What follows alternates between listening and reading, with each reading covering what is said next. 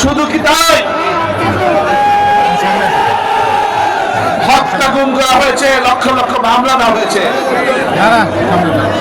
আর এই দাবি সপক্ষে নেতৃত্ব দেওয়ার জন্য গত 17 বছর আমাদের প্রিয় বেগম খালেদা জিয়ার বিরুদ্ধে কি ধরনের অত্যাচার অন্যায় করার জিনিসটা আপনারা জানেন।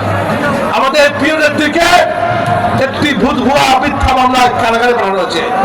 তাকে কারাগারের মধ্যে স্লো পয়জনিং করে আস্তে আস্তে তাকে মৃত্যুর দিকে ঠেলে দেওয়া হয়েছে। এই নেত্রীকে বারবার বিদেশে চলে যাওয়ার জন্য চাপ দেওয়া হয়েছে, কিন্তু শুধু তাই না, তার সামনে তার 2 ছেলেকে পিটিয়ে পিটিয়ে মারা হয়েছে। বলেছে তাদেরকে বলা হয়েছে যে তুমি তোমার ছেলেকে নিয়ে চলে যাও, দেশ ছেড়ে চলে যাও, লন্ডনে চলে যাও। আমাদের প্রিয় নেত্রী রাজি হয়নি। বেগম খালেদা জিয়া বলছে তোমরা হয়তো পিটিয়ে পিটিয়ে আমার ছেলে তারেক আর কোকে হত্যা করতে পারবে, কিন্তু সারা দেশে আমাদের যে এই যে কোটি কোটি জিয়া সৈনিকেরা আছে তাদেরকে নিশ্চয় পিটিয়ে পিটিয়ে মেরে ফেলতে পারবো না। বেগম খালেদা জিয়া এই 44 বছরে আমাদের সাথে রাজনীতি করতে করতে রাজপথে থেকে আমাদের প্রতি মায়া মমতা ভালোবাসা সন্তানের চেয়ে বেশি হয়ে গেছে। তাই নিয়ে সন্তানের কথা চিন্তা বাদ দিয়ে আমাদের কথা চিন্তা করেছে। প্রিয় ভাইরা, এখন নির্বাচনের বিষয়টি বলি। গত 2 দিন পরে নির্বাচন।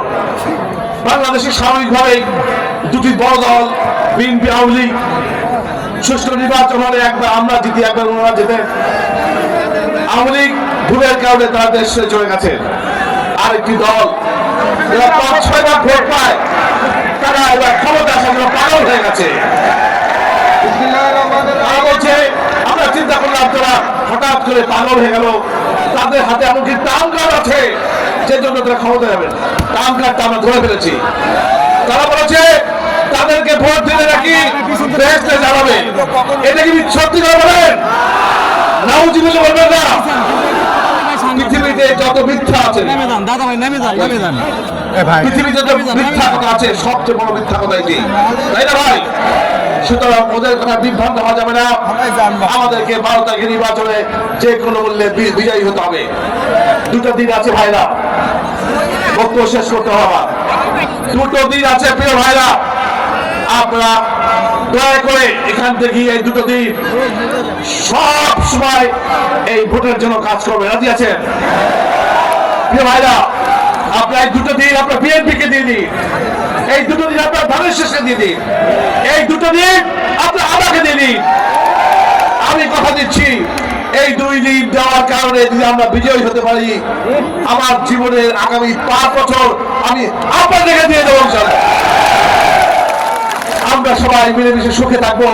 শুধু আমি সুখে থাকবো, আপনারা কষ্টে থাকবেন, এমনটি আর এখানে কোনোদিনও হবে না ইনশাআল্লাহ। অনেক গরিব দুঃখী মানুষ রয়েছেন, কথা একটি, আমরা মিলেমিশে এক থাকবো, আমরা সুখে দুঃখে সবার পাশে দাঁড়াবো।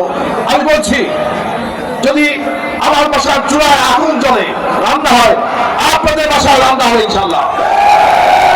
যদি আমার চিকিৎসা হয়, আমার একমাত্র সন্তান তার চিকিৎসা হয়, আমার স্ত্রীর চিকিৎসা হয়, আপনাদের চিকিৎসা হবে ইনশাআল্লাহ। আমরা সবাই একসাথে থাকবো, কোন সমস্যা থাকবে না। এলাকা হবে সবার জন্য উন্মুক্ত, সব দল মত নির্বিশেষে সবাই ভালো থাকবো, সবাই ভালো থাকবো। এলাকায় ব্যাপক উন্নয়ন হবে, রাস্তাঘাটের উন্নয়ন হবে। এই যে উন্নয়ন হবে, রাস্তাঘাটের উন্নয়ন, সেখানে শুধু আমরা থাকবো, সব দলের নেতাগুলো এই রাস্তা অগ্রসর করবে। সুতরাং এবার বিএনপি বিজয়ী হলে, আমি বিজয়ী হলে, শুধু বিএনপি নেতা কর্মীরা, সব দলের নেতা কর্মীরা ভালো থাকবে, সে প্রতিশ্রুতি দিচ্ছি আমি। কোন অন্যায় সহ্য করা হবে না, কোন অত্যাচার সহ্য করা হবে না।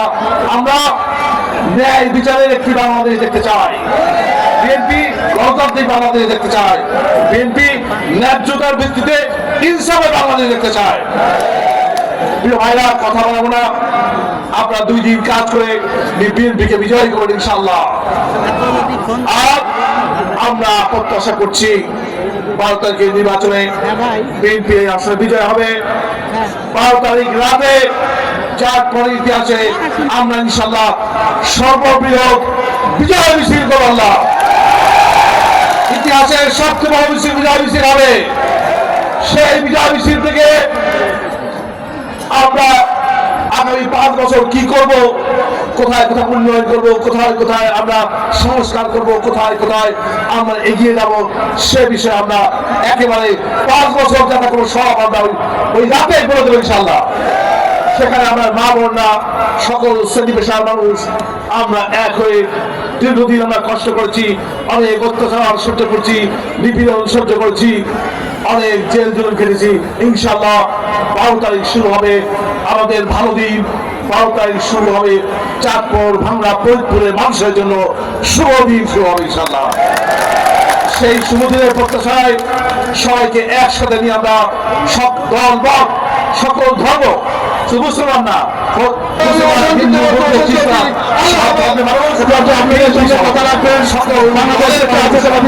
একসাথে সব অধিকার নিয়ে আমাদেরকে কেউ রুখতে পারবে না। এই কথা বলে আজকের এই বিজয়, এই সমাবেশ ইতিমধ্যে আপনারা জনসমুদ্রে পরিণত করেছেন। এখান থেকে 1 কিলোমিটার দূর পর্যন্ত আমাদের নেতাগুলো অবস্থান নিয়েছে। এই জন্য কষ্ট করে এসেছেন সবাইকে আমি ধন্যবাদ কৃতজ্ঞতা জানিয়ে আমার বক্তব্য শেষ করছি। খোদা হাফেজ, বাংলাদেশ জিন্দাবাদ, সবাইকে ধন্যবাদ।